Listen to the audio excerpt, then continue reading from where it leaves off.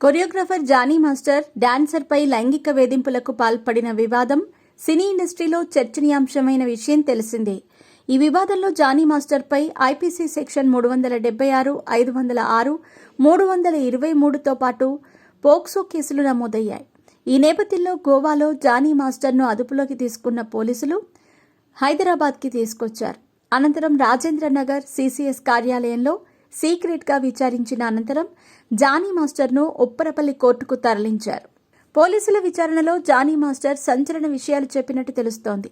ఈ సందర్భంగా Johnny master మాట్లాడుతూ, నేను ఎలాంటి లైంగిక వేధింపులకు పాల్పడలేదు. కావాలనే కొందరు నాపై ఫిర్యాదు చేయించారు. న్యాయపరంగా పోరాడి నిజాయితీగా బయటకు వస్తా. నన్ను ఇరికించిన వాళ్లను వదిలిపెట్టనని హెచ్చరించాడు. నార్సింగి పోలీసులు ఈ కేసు విచారణలో భాగంగా ఇప్పటికే బాధితురాలి వాంగ్మూలం తీసుకున్నారు. బాధితురాలి ఇంట్లోనే విచారించిన పోలీసులు వివరాలు సేకరించారు.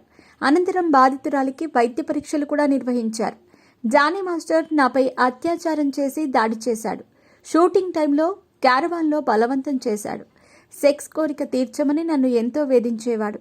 తన మాట వినకపోతే ఆఫర్స్ రాకుండా చేస్తానని బెదిరించాడు. పెళ్లి చేసుకోవాలని జానీ మాస్టర్ తనపై ఒత్తిడి చేశాడని బాధితురాలు తన స్టేట్మెంట్లో పేర్కొంది.